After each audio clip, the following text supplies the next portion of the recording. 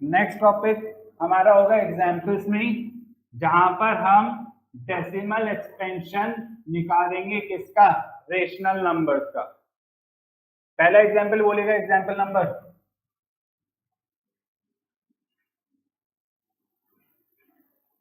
आगे बढ़िए, ये right hand side top, example 6, page number 11, example number 6 बोलिएगा।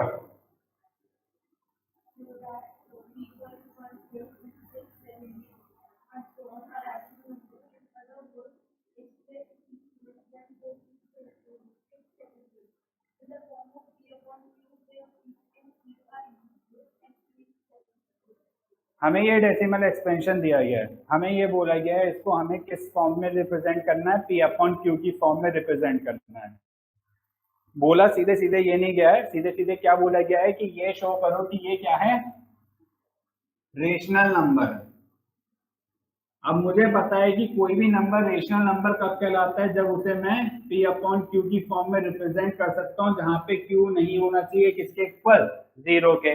तो इनडायरेक्टली मैं अगर इस नंबर को किस फॉर्म में रिप्रेजेंट करता हूं, इस फॉर्म में, तो मैं क्या कह सकता हूं, that 3.142678 is not is a rational number. कोई डाउट इस चीज के अंदर? अब इसको रिप्रेजेंट कैसे करेंगे, तो ये सिंपल सा नंबर है, इसमें कुछ नहीं करना है। इसका डेसिमल एक्सपेंशन देखने में कौन सा है, टर्मिनेटिंग। तो अगर किसी भी कोई भी डेसिमल एक्सपेंशन दिया जाता है जो कि टर्मिनेटिंग है, उसके अंदर कुछ नहीं करना है, सीधा डेसिमल हटाओ, 1 2 3 4 5 6, कितने जीरोस आ गए,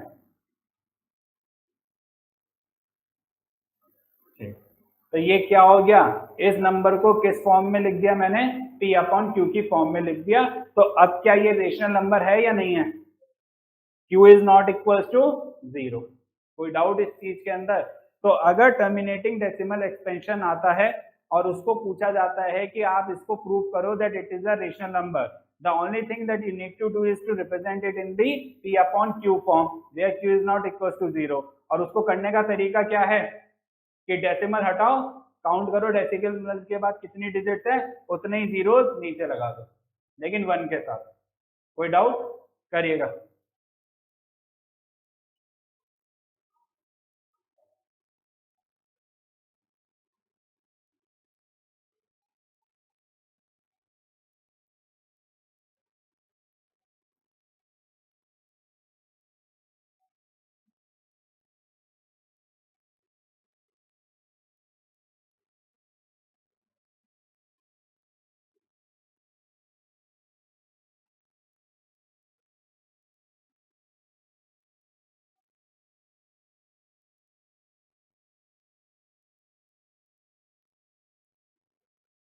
और एग्जाम्पल करने के बाद जो मैं बोलूंगा उसे लिख लीजिएगा।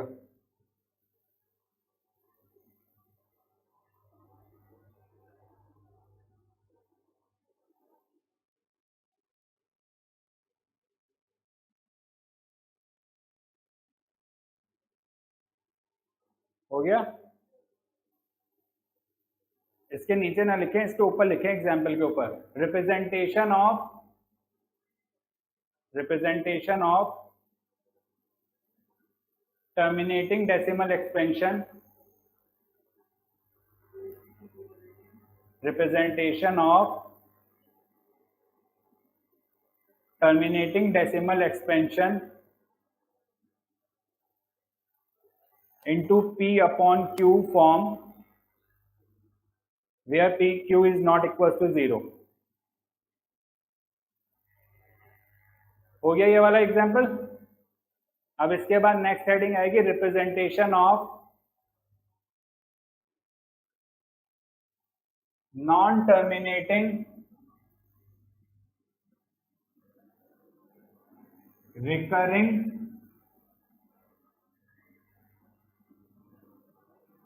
डेसिमल एक्सपेंशन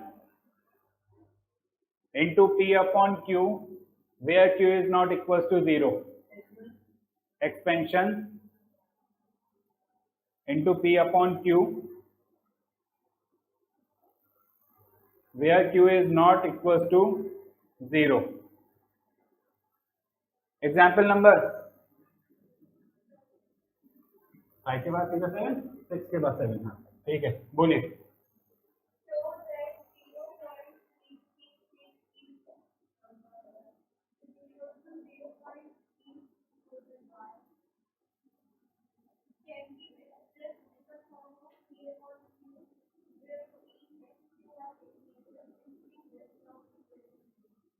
क्या बोला गया है कि ये डेसिमल एक्सपेंशन है, जो कि देखते ही क्या पता चल रहा है कि non terminating recurring decimal expansion है, क्योंकि यहाँ पर 3 अपने आप को बार बार क्या कर रहा है, रिपीट कर रहा है। जब non terminating recurring decimal expansion होते हैं तो उसमें जो डिजिट रिपीट करती है अपने आप को, उसके ऊपर मैं बार लगा देता हूँ। इस बार का मतलब ही क्या होता है कि ये नंबर अपने आप को इसके बाद क्या कर रहा है, रिपीट कर रहा है। यानी कि अगर मैंने लिखा है 0.7 बार, तो इसका मतलब क्या है कि 0 पॉइंट कौन सी डिजिट रिपीट कर रही है, 7। आ गई बात समझ? कोई डाउट इस चीज के अंदर? ठीक है जी। अब हम आते हैं इस पर। हमने वहां पर तो बहुत आसानी से डेसिमल हटाकर नीचे जीरोस लिख दिए थे। अब अगर मैं यहाँ पर डेसिमल हटाऊंगा तो मैं यहाँ कितने जीरोस लिखूं, ये कैसे पता चलेगा? क्योंकि ये तो कहीं पर टर्मिनेट कर ही नहीं रहा, मुझे ये पता ही नहीं चलेगा कि ये डेसिमल हटाने के बाद इसके बाद कितनी डिजिट्स हैं जो मुझे यहाँ पे जीरो लगाने के लिए चाहिए। तो इसका मतलब ये हुआ कि इसको मैं उस तरीके से नहीं कर सकता जिस तरीके से मैंने इसके पहले वाले एग्जाम्पल को करा। तो यहाँ पर क्या हो जाती है, चीज बदल जाती है। कैसे बदल जाती है? सबसे पहले जो नंबर आपको दे रखा होगा, अगर इस फॉर्मेट में दे रखा है तो आप उसको किस फॉर्मेट में चेंज करोगे, इस वाले फॉर्मेट में। यानी कि जो ब्लॉक ऑफ डिजिट रिपीट कर रही हैं उसके ऊपर क्या लगाओगे आप, बार। आ गया बात समझ? अब उसके बाद नेक्स्ट स्टेप क्या है, इस नंबर को लेट कर लोगे, लेट x इक्वल्स 0.3 बार। आ गई बात समझ या नहीं आ गई? इसको क्या बना लिया, इक्वेशन 1। अब क्या करना है कि जो ब्लॉक ऑफ डिजिट रिपीट कर रही है उसको उठाकर डेसिमल के इधर लाना है। क्या करना है, ये जो नंबर रिपीट कर रहा है इसको उठा के कहां लेकर आना है, डेसिमल के इधर। अगर किसी नंबर को मुझे डेसिमल के बाद से इधर लेकर आना है तो मैं क्या करूं, मल्टीप्लाई करता हूं कि डिवाइड करता हूं? मल्टीप्लाई। किससे मल्टीप्लाई करता हूं मैं, 10 या उसके मल्टीपल से, यानी कि 100, 1000 या इससे। तो इसका मतलब ये हुआ कि अगर मुझे यहां से इस 3 को उठा के इधर लाना है तो 10, 100, 1000 या इसमें से किसी से मल्टीप्लाई करना पड़ेगा। अब किससे मल्टीप्लाई करना है ये कैसे पता चले? जितनी डिजिट्स को उठा के यहाँ लाना है उतने ही जीरो से मल्टीप्लाई करना पड़ेगा। कितनी डिजिट से उठा के लाना है, 1, तो कितने से मल्टीप्लाई होगा, 10 से। अगर 2 होती तो कितने से मल्टीप्लाई होता, 100। 4 होती तो 10,000। आ गई बात समझ या नहीं? तो यहां पर मैं क्या लिखूं, मल्टीप्लाइंग इक्वेशन 1 बाय कितने से करना है, 10 से। तो जब मैं 10 से मल्टीप्लाई करूंगा तो इस इक्वेशन की दो चीज हैं, एक LHS और एक RHS। दोनों को ही किससे मल्टीप्लाई करना पड़ेगा, 10 से। कैसे करना पड़ेगा, x को मल्टीप्लाई करा 10 से और किसको मल्टीप्लाई करा, 0.3 बार को मल्टीप्लाई करा 10 से। जब x को 10 से मल्टीप्लाई करा तो क्या लिख दिया, 10x।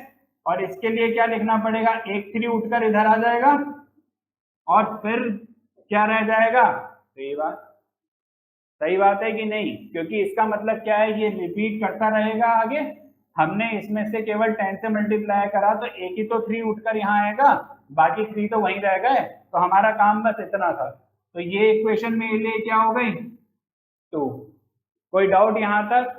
ये जो है ये रफ वर्क होता है। ये कहने का मतलब ये है कि यहां से मैं सीधा यहाँ आता हूं और यहां से सीधा कैसे आया हूं ये उसके पीछे का बैकएंड है। तो ये हर बार करके नहीं दिखाना, ये एक बार करके बता दिया है तो आगे पता होना चाहिए कि जब भी हम इक्वेशंस को मल्टीप्लाई करते हैं तो उसके अंदर LHS और RHS पे किस तरीके से मल्टीप्लाई होती है। आ गया बात समझ इतना? अब नेक्स्ट स्टेप क्या होगा, जो इक्वेशन 2 होगी, यानी कि जो बाद की इक्वेशन है उसमें से पहली इक्वेशन को क्या करना है, माइनस करना है। यानी कि क्या लिखूं, ऑन सब्ट्रैक्टिंग इक्वेशन, किसको सब्ट्रैक्ट करना है, इक्वेशन 1 को। किसमें से सब्ट्रैक्ट करना है, इक्वेशन 2 में से। इसको भी समझ लीजिए क्योंकि इसमें भी बहुत गलती होती है। हमें यही नहीं पता होता है कि हम इक्वेशन 2 लिखें कि इक्वेशन 1 लिखें। तो सीधी बात यह है, माइनस में जिस चीज को आप नीचे लिखने वाले हो वो पहले आएगा और जिस चीज को ऊपर रखने वाले हो वो बाद में आएगा। जब हम माइनस करते हैं 7 और 5 तो एक चीज को नीचे लिखते हैं और दूसरी चीज को ऊपर। जो नीचे लिखा जाएगा उसको पहले लिखना है, जो बाद ऊपर लिखा जाएगा उसे बाद में लिखना है। आगे बात समझ इतनी। अब इक्वेशन 1 कहाँ लिखी जाएगी, नीचे कि ऊपर, नीचे। और इक्वेशन 2 कहाँ लिखी जाएगी, ऊपर। तो इक्वेशन 2 को लिख लेते हैं, 10x इक्वल 3.3 बार। और फर्स्ट इक्वेशन को कैसे लिखना है, वेरिएबल के नीचे वेरिएबल आएगा, x के नीचे x आएगा, 0 3 के नीचे आएगा, और जो डेसिमल के बाद वाला नंबर है वो उसके नीचे आएगा। लिखने का ये तरीका है, अगर इसको गलत तरीके से लिखोगे तो गलती होगी। आ गया बात समझ। अब इसको जब हम क्या करते हैं, सब्ट्रैक्ट, तो यहाँ पर देखते हैं कि इसका साइन क्या है बाय डिफॉल्ट, प्लस, इसका भी साइन क्या है बाय डिफॉल्ट, प्लस। जो यहाँ पर साइन होगा उसको मैं क्या कर दूंगा, अपोजिट कर दूंगा। यानी कि अगर यहाँ पे माइनस होता नीचे वाली इक्वेशन में तो यहाँ पर क्या लिखता मैं, प्लस। और अगर यहाँ पे प्लस है तो मैंने क्या लिखा है, माइनस। सेम मैं यहाँ करूंगा, यहाँ पे साइन क्या है नीचे वाली इक्वेशन में, प्लस, तो मैंने यहाँ पर क्या लगा दिया, माइनस। आ गई बात समझ। इसको कहते हैं साइंस को ट्रांसपोज करना, यानी कि जो साइन है उसको अपोजिट कर देना। और ऐसा कब होता है, सब्ट्रैक्शन के केस में। किसके सब्ट्रैक्शन के केस में, इक्वेशंस के सब्ट्रैक्शन के केस में। आ गई बात समझ या नहीं। अब इसके बाद लाइन खींच दी। अब देखो 10x में से x जाएगा, क्या बचेगा, तो ये कैसे पता चले भाई, 10x में से x को जाना है तो देखो x से x को कैंसिल नहीं कर सकते आप। x तो आपको ये बता रहा है कि मैं माइनस हो सकता हूं या नहीं हो सकता हूं। तो यहाँ पर ये x है, ये x है। अगर ये यहाँ पर कुछ इस तरीके से होता तो ये x है और ये x स्क्वायर, तो ये माइनस नहीं हो पाते। ये माइनस कब होगा, जो वेरिएबल की पावर यहाँ पर है वही वेरिएबल की पावर यहाँ हो। तो ये x यहाँ पर है और x यहाँ पर है, तो ये आपस में क्या हो सकते हैं, माइनस हो सकते हैं। माइनस होगा क्या, जो इनके साथ ये नंबर जुड़ा हुआ है, और यहाँ पे बाय डिफॉल्ट कौन होता है, 1। तो 10 में से 1 गया, क्या बचा, 9, और x ऐसे ही आ गया। आ गई बात समझ, साइन आउट। इसके बाद इसको माइनस करना है, किस तरीके से करेंगे, पहले डेसिमल के बाद वाली चीज देख लें।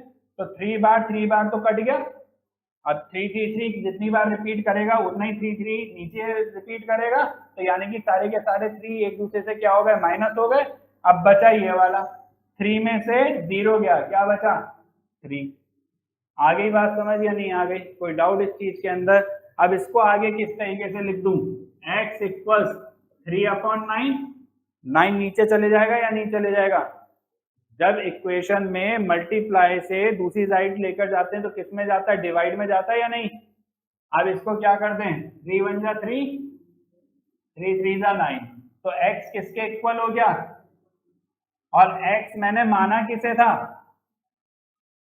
0.3 बार को। तो इसको क्या लिख दूं मैं, 0.3 बार इक्वल्स क्या हो गया, ये आपका क्या हो गया, आंसर। क्यों हो गया, क्योंकि यही तो बोला था उसने हमसे, P/Q में रिप्रेजेंट करना है, और 0.3 बार को हमने किस में रिप्रेजेंट कर दिया, 1/3 में। कोई डाउट इस चीज के अंदर। रिकॉल कर लेते हैं। सबसे पहले जो नंबर आपको दे रखा होगा, अगर वो non terminating recurring decimal expansion है तो उसको सबसे पहले किस फॉर्म में लिखना है, बार की फॉर्म में लिखना है। अगर दे रखा है बार में तो कोई दिक्कत नहीं दे रखा है तो लिखना है। उसके बाद उसी नंबर को लेट कर लेना है, उस नंबर में से जितनी ब्लॉक ऑफ डिजिट रिपीट कर रही हैं उतनी ब्लॉक ऑफ डिजिट के लिए उतने ही 10 से क्या करना है, मल्टीप्लाई करना है। अगर 2 है तो 100, 3 है तो 3000। मल्टीप्लाई करने के बाद जो रिपीट करने वाली डिजिट है वो डेसिमल के इधर आ जाएगी। उसे इक्वेशन हमने बना लिया, एक इक्वेशन पहले बन गई और एक इक्वेशन बाद में बन गई। उसके बाद इक्वेशन 2 में से इक्वेशन 1 को माइनस करा। माइनस करने का तरीका आपको सिखा दिया है। यहाँ पे साइंस का ट्रांसपोज होना बहुत जरूरी होता है। वेरिएबल टर्म में से वेरिएबल को कैसे माइनस करते हैं वो ये बता दिया, कोई डाउट नहीं आना चाहिए यहाँ पर। अब इसके बाद सीधा x को एक लिखा 3/9 और सीधा आ गया, और x जो माना था वो यहाँ पर लिख देना। x किसको माना था, 0.3 बार को, उसको रिप्लेस कर दिया यहाँ पर।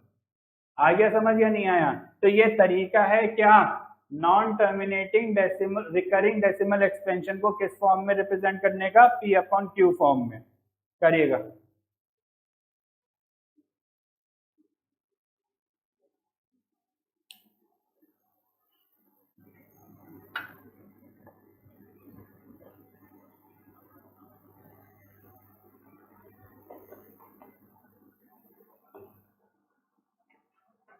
हटा दूं ना?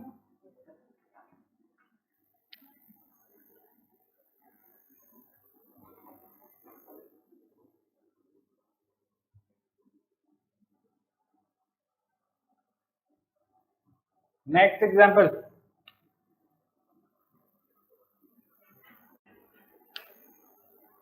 बोलिएगा।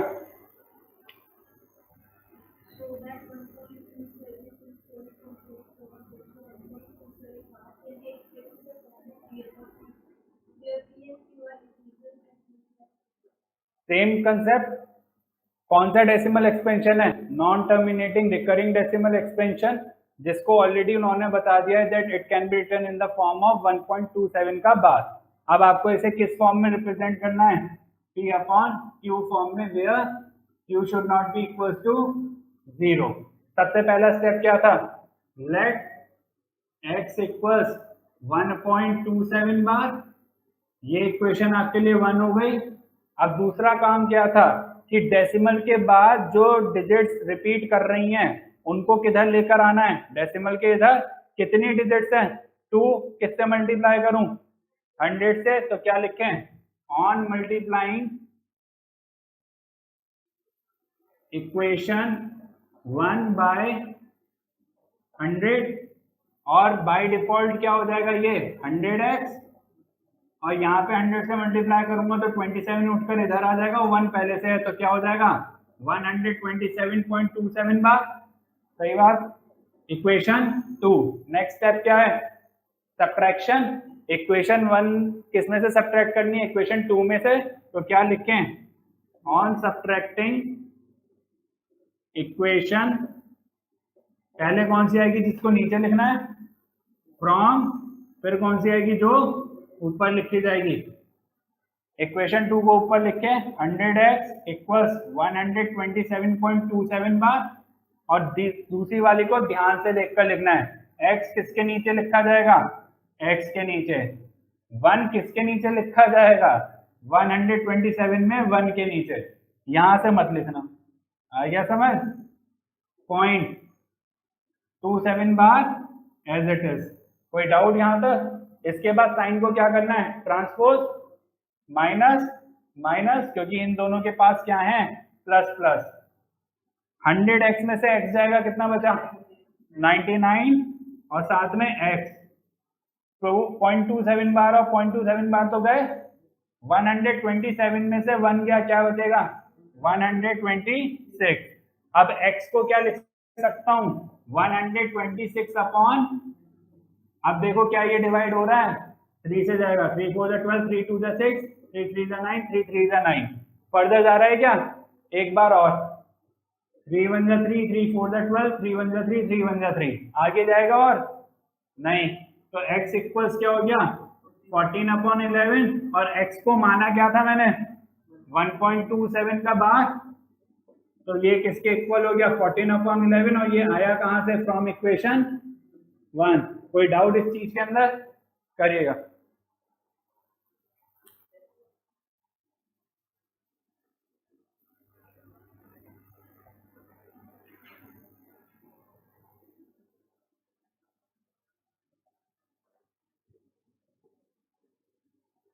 जहां पर ये हेडिंग डाली थी नॉन टर्मिनेटिंग रिकरिंग वाली, उसके नीचे लिख लेना केस 1।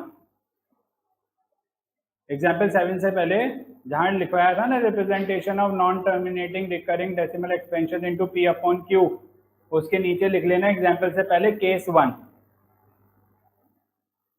क्यों लिखवाया है? क्योंकि अब दूसरा केस आ रहा है, उसमें भी डेसिमल एक्सपेंशन क्या होगा, नॉन टर्मिनेटिंग रिकरिंग, लेकिन उसके अंदर स्थिति थोड़ी बदल जाएगी।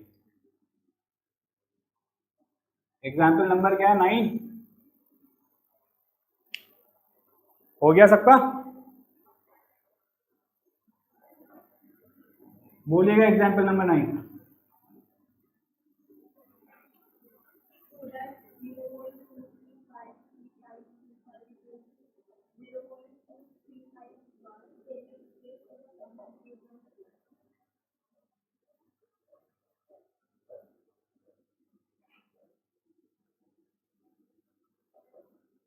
अब देखिए यहाँ पर क्या बदलाव आया है, यहाँ पर क्या डेसिमल के बाद जो डिजिट है वो सारी रिपीट कर रही हैं? डेसिमल के बाद क्या क्या है? 2, 3 और 5, क्या सारे रिपीट कर रहे हैं? 2, 3, 5। केवल कौन रिपीट कर रहा है? 3, 5। तो बार किसके ऊपर आया है? केवल 3, 5 पे। लेकिन डेसिमल के बाद एक ऐसी भी डिजिट है जो रिपीट नहीं कर रही है। तो ये आपका दूसरा केस है। अभी तक जो आपने दो एग्जांपल्स करे उसके अंदर डेसिमल के जस्ट बाद जो भी डिजिट थी वो अपने आप को क्या कर रही थी? सारी की सारी रिपीट कर रही थी। ये पहला ऐसा एग्जांपल है जिसके अंदर डेसिमल के बाद 2 एक ऐसा नंबर है जो अपने आप को रिपीट नहीं कर रहा है। तो ऐसे केस में हम क्या करेंगे? सबसे पहले स्टेप वही है कि इसको क्या करना है, लेट x इक्वल्स 0.235 का बार। ये इक्वेशन मेरे लिए क्या हो गई? 1। अब इसके बाद सबसे पहला काम मेरा ये है कि जो ब्लॉक ऑफ डिजिट रिपीट नहीं कर रही है उसे डेसिमल के इधर लाना है। जो ब्लॉक ऑफ डिजिट रिपीट नहीं कर रही है उसे डेसिमल के इधर लाना है। जो रिपीट करनी है उससे अभी लेना देना नहीं है। आ गया बात समझ? कितने से मल्टीप्लाई करूं कि 2 इधर आ जाए? ठीक है, तो ऑन मल्टीप्लाइंग इक्वेशन 1/10, सही बात। तो कितना आएगा? 10x इक्वल्स 2.35 बार।